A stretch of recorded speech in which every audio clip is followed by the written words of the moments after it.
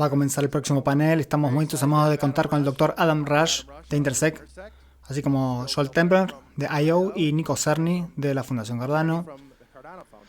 Y con eso, Adam, te cedo la palabra. Muchas gracias, soy Adam Rush. Soy asistente de enseñanza a la Universidad de Illinois, también miembro de la Junta Directiva de Intersec. Me acompaña Joel Templer, director legal de IOHK, Nico Cerny, líder de gobernanza en la Fundación Cardano. Ambos también son miembros del Comité Constitucional Interino de sus respectivas organizaciones. Así que genial tenerlos hoy aquí para echar un vistazo atrás. Los tres servimos en el Comité Cívico y en el grupo de trabajo de redacción de la Constitución previo a nuestras convenciones para poner esta Constitución en cadena. Así que solo una pequeña oportunidad para hablar sobre la Constitución, de dónde vino, cómo hemos estado interactuando con la comunidad y hacia dónde esperamos ir en el futuro. Con eso supongo que comenzaré con algunas preguntas para discusión, pero si alguien quiere hacer un seguimiento, siéntanse libres de levantar la mano y podemos incluir la participación del público también. Siempre me encanta escuchar a todos los que quieren involucrarse. Así que creo que la primera pregunta que te haré, Joel, y luego Nico también puedes intervenir. ¿Cuáles fueron los principios y motivaciones centrales detrás de la redacción de la Constitución Cardano y cómo buscaba abordar los desafíos de la gobernanza descentralizada en una blockchain como Cardano? Bueno, gracias antes que nada por invitarme, lo aprecio mucho. Cuando pasamos de los orígenes del ecosistema Cardano, donde había tres entidades que originalmente lo impulsaron durante varios años.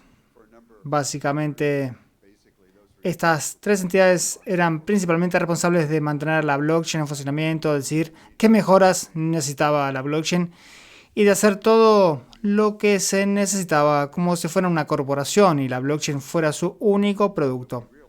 Pero nos dimos cuenta de que eso no era sustentable y queríamos trasladar esto a la comunidad. Y en última instancia decir, todos ustedes que quieren participar en este ecosistema blockchain, que poseen ADA o quieren construir sobre Cardano, que quieren apoyar a Cardano, en realidad son quienes deberían estar facultados para tomar las decisiones.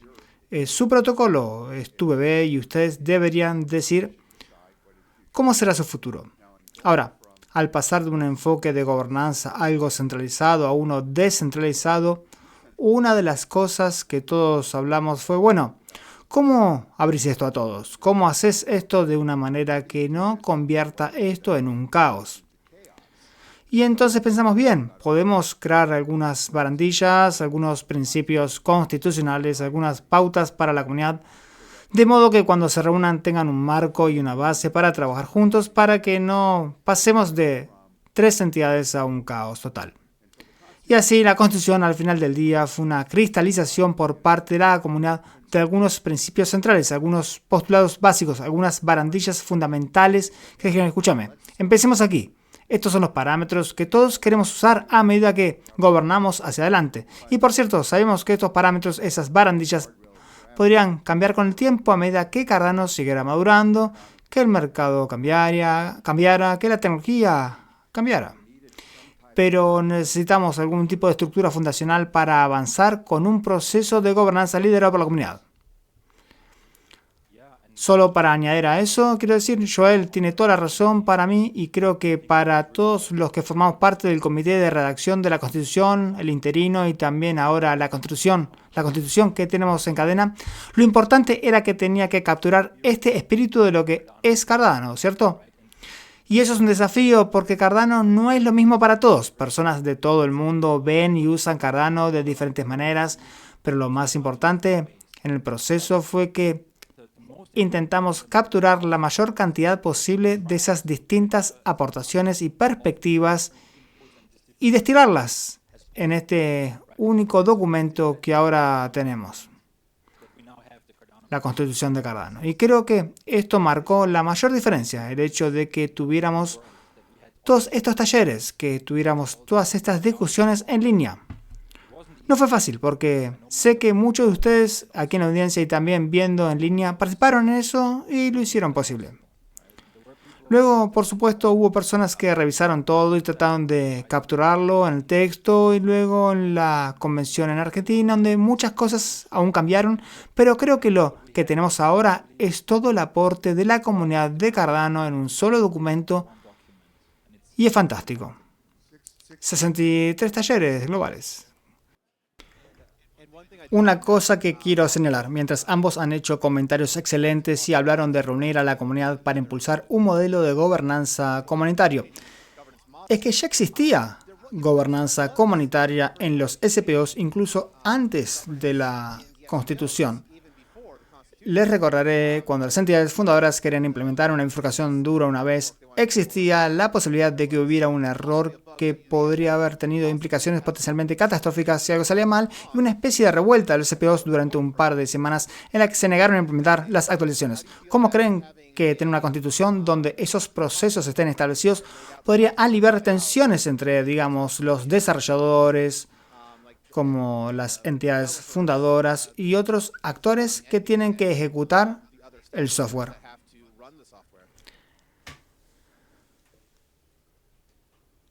Sí, Adam, tenés razón en que los SPOs en general todavía tienen en cierto modo este derecho de veto cuando se trata de decidir qué tipo de software quieren ejecutar, si deciden o no actualizar una nueva versión del nodo.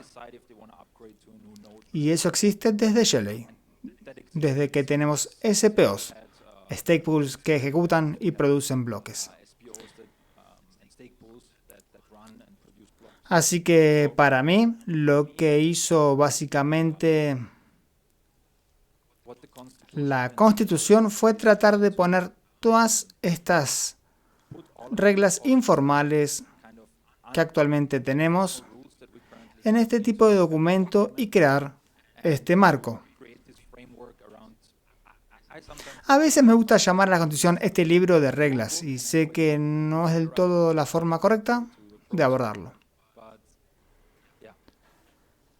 Los SPOs todavía tienen ese papel, la diferencia es que ya no tienen ese poder únicamente.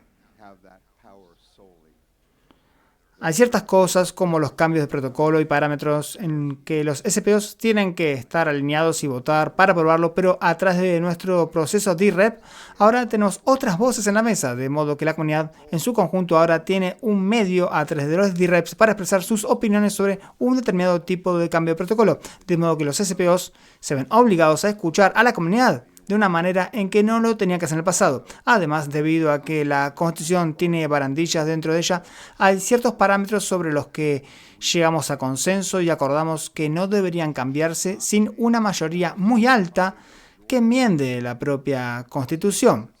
Así que hablamos y acordamos qué cambios de parámetros están abiertos a que la comunidad los cambie con relativa facilidad y cuáles son las barandillas fundamentales de la blockchain Cardano, que pueden cambiarse, pero donde el proceso para cambiarlos es mucho más riguroso. Solo para añadir rápidamente a eso, creo que lo hermoso de la Constitución y también del modelo de gobernanza de Cardano es que podemos cambiar todo. Siempre podemos actualizar las cosas en función de nuevos desafíos o circunstancias que aparezcan. Esa es la belleza del modelo de gobernanza de Cardano. Aunque sea difícil cambiar algunas cosas como la Constitución, que requiere un 75% de aprobación de los DREPs, y que luego el Comité Constitucional también lo apruebe en cuanto a su constitucionalidad, pero por supuesto es posible cambiarlo. Para mí, esta es una de las cosas más importantes de Cardano en general, porque no podemos quedarnos quietos, tenemos que evolucionar, tenemos que cambiar también. Tienes toda la razón, Nico, y usaste la analogía de un libro de reglas y yo he sido partidario de usar la analogía de la Constitución de Cardano. Y creo que las constituciones en general, como un pacto, es un pacto que se hace entre los miembros de esa comunidad del pasado, del presente y del futuro, porque los miembros del pasado dijeron, vamos a hacer estas cosas, vamos a plasmarlas en un documento que va a ser muy difícil de cambiar. Y es muy difícil de cambiar según nuestro protocolo.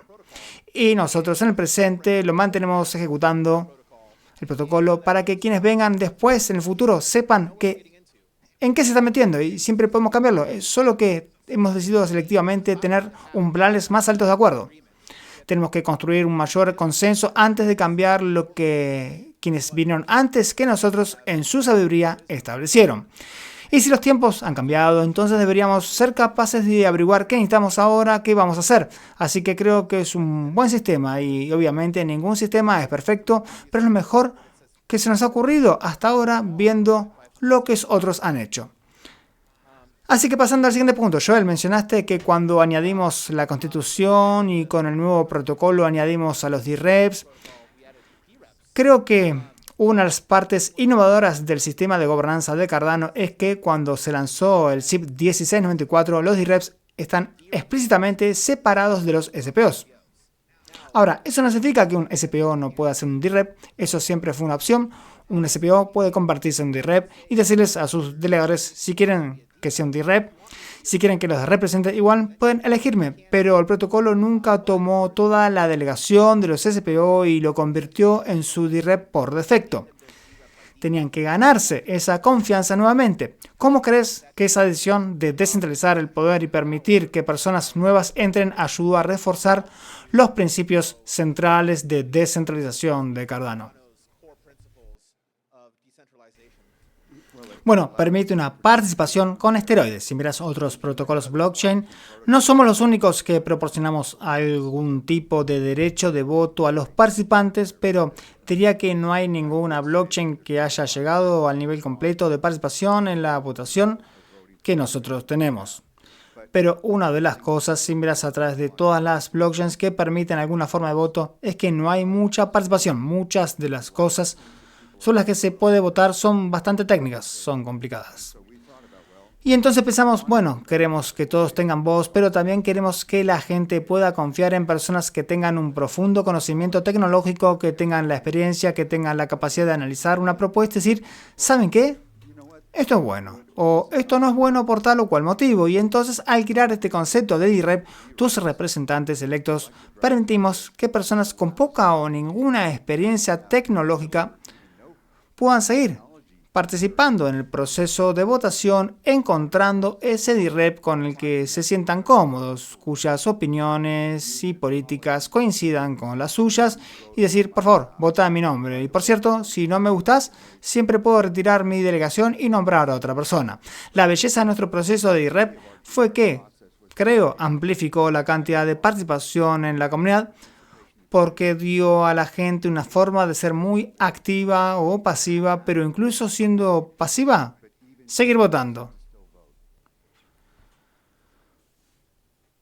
Sí, Joel, como siempre, tiene razón, pero una de las cosas cuando se trata de los DREPs y que me sorprendió después de Chang y después de también la bifurcación de Plomín es que simplemente hubo una enorme cantidad de participantes de la comunidad que decidieron registrarse como DREP. Más de 500, creo. Realmente asombroso. Y es un grupo tan diverso de DREPs. No importa si sos de Japón, Europa, Estados Unidos. Incluso vemos consejos formándose. Algo que creo que a veces no se... No es que se malinterpreta, pero quizás no se percibe como tan importante. Es que sí, los DREPs votan sobre las acciones de gobernanza. Esa es definitivamente su responsabilidad. Votan sobre todos los diferentes tipos de acciones de gobernanza, pero si realmente pensás dónde está el verdadero poder en nuestro sistema, es con los poseedores de ADA, porque ellos delegan su poder de voto a su representante y si por cualquier razón no están de acuerdo, hay otro DREP que está mejor posicionado para lo que ellos consideran importante.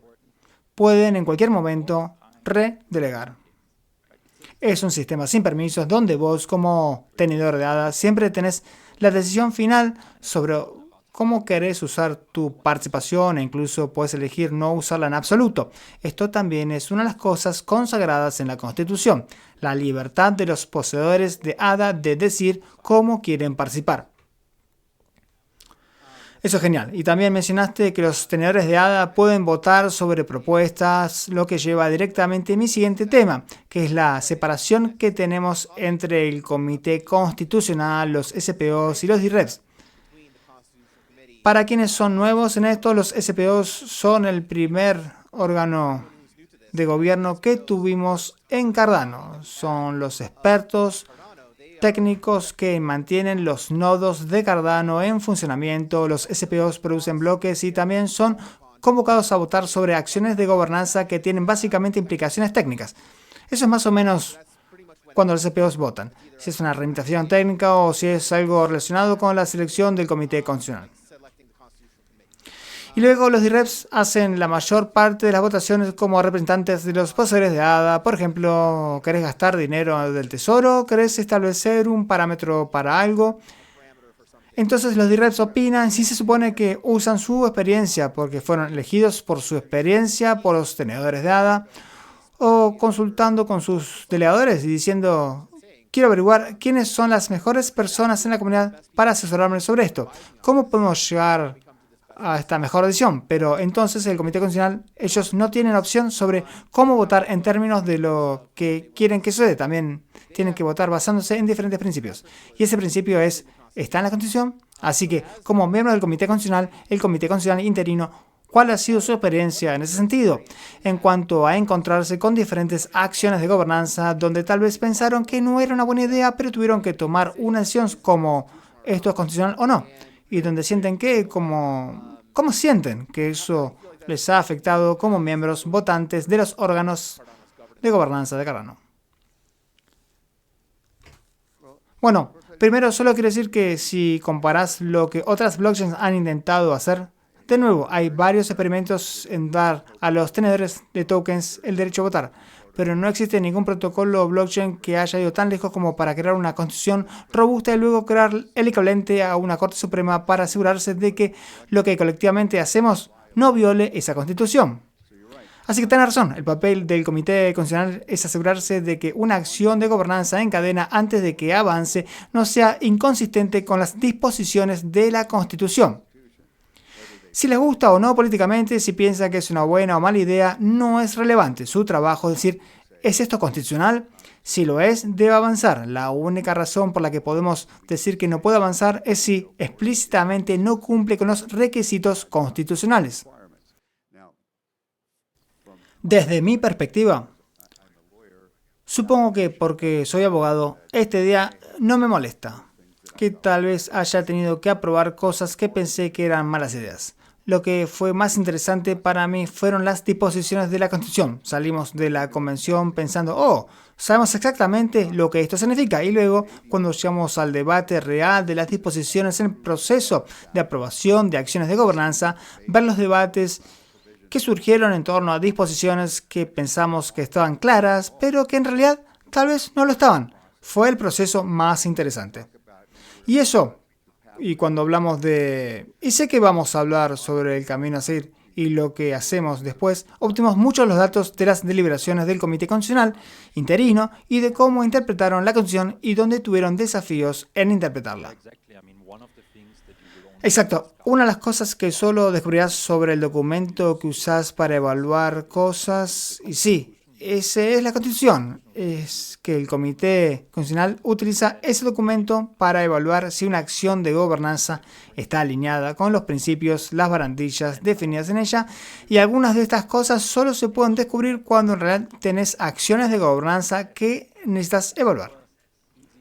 Es súper fácil y bonito pensar en todas las diferentes posibilidades mientras las redactás en los talleres. Pasamos muchas horas pensando en cada pequeña posibilidad, en qué tipo de acción de gobernanza podría presentarse, pero luego llega la realidad y es muy diferente.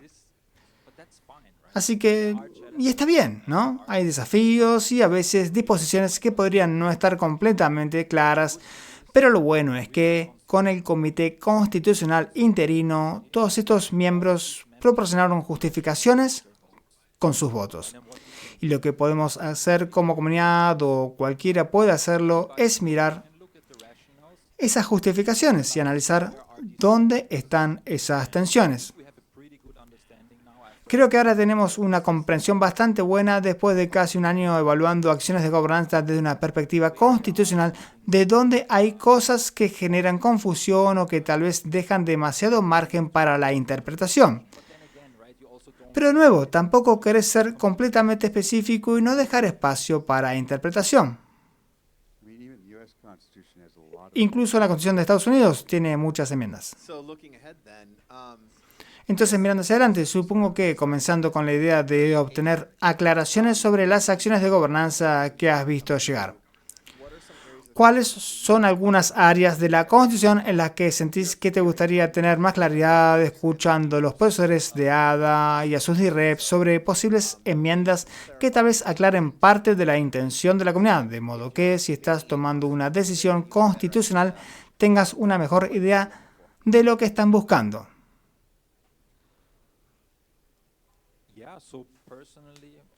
Bueno, personalmente lo que creo que podría añadir un poco más de claridad o que lo haría más fácil es que en realidad puedo hablar de un ejemplo. Actualmente, cuando alguien propone una acción de gobernanza en cadena, debes proporcionar, o mejor dicho, debes obligatoriamente proporcionar metadatos que expliquen la justificación detrás de tu acción de gobernanza. Así que si querés hacer un retiro de tesoro, un cambio de parámetro, necesitas añadir información sobre por qué este cambio es importante, presentar datos y todo este tipo de cosas.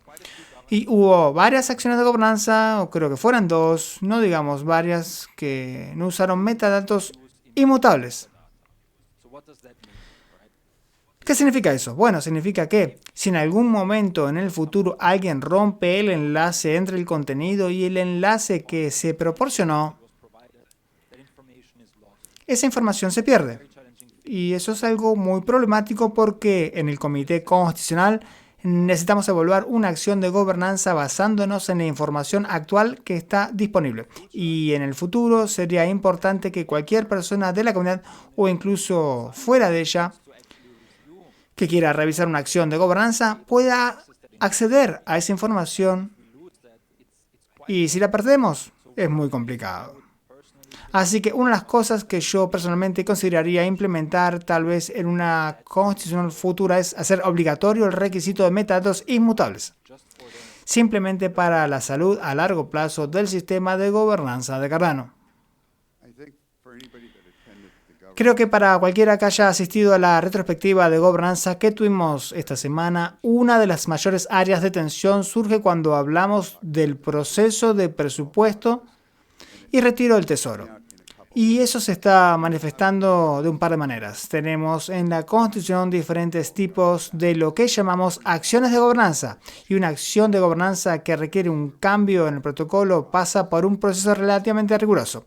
Pero también tenemos lo que llamamos acciones informativas, que básicamente son una forma para que la gente use el proceso constitucional como una especie de asamblea pública para poner información en el blockchain diciendo, hey, me gustaría hacer esto. ¿Qué piensan? O queremos expresar nuestra opinión sobre esto. Y cuando miramos el proceso del presupuesto y tesoro, es una mezcla de acciones informativas y acciones de gobernanza, y esa mezcla ha creado mucha confusión y una complejidad innecesaria que creo que debe abordarse cuando volvamos a analizar la Constitución con más detalle. Pero solo quiero mencionar una cosa también, porque estamos hablando de la Constitución, pero muchas disposiciones de la Constitución esperan y asumen que la comunidad se reunirá. Y fuera de cadena, acordará ciertos enfoques, ciertas políticas, ciertos procesos, ciertos procedimientos que implementen la intención de la Constitución. Así que creo que algunas de las cosas que estamos viendo que están creando tensiones a nivel constitucional no son necesariamente cosas que requieran que enmendemos la Constitución. También nos está diciendo que algunos de los procesos de gobernanza fuera de cadena necesitan madurar y establecerse de una forma que respalde las disposiciones y requisitos de la Constitución en sí. Sí, creo que eso es esencial. Creo que, ya sabes, si miramos cómo tenemos nuestras propuestas de mejora Cardano, ¿qué recomiendan? Bueno, diría que principalmente cosas técnicas. No todas las propuestas de mejora Cardano son técnicas, porque algunas definen cómo se escribe, capitalizada, pero bueno, la mayoría son pautas técnicas. Pero hemos estado conversando con el señor Adam y yo sobre la idea de algún tipo de propuesta de mejora Cardano, y tal vez eso podría ser una forma de ayudarnos y tener algunas definiciones que sean como los estatutos de nuestro sistema constitucional, que nos ayuden a llegar ahí, cuando la gente busca lograr orden en el espacio mientras las cosas se elevan a nivel constitucional. Solo para añadir a lo que dijo Joel sobre añadir algún tipo de procesos fuera de cadena, o que hay procesos fuera de cadena que faltan, instituciones que se encarguen de ciertos procedimientos. Creo que eso es completamente correcto, porque la constitución de Cardano, tal como está hoy y tal como está escrita, deja mucho espacio para que la gente, ¿cómo lo digo correctamente? Para que se encargue de algunos de estos procesos. Piensa en incentivos, piensa en crear códigos de conducta. Esto no está detallarse en la constitución. Y es muy fácil, y no hemos estado en la gobernanza de Cardano más que un año. El 1 de septiembre será el primer aniversario de la bifurcación Dura-Chan y es muy fácil, creo, que después de ni siquiera un año, uno empieza a pensar inmediatamente en añadir más complejidad, más burocracia en la Constitución. Pero creo que lo que tenemos ahora deja mucho espacio para que estos procesos e incluso instituciones se formen fuera de la Constitución y que le den más vida de alguna manera.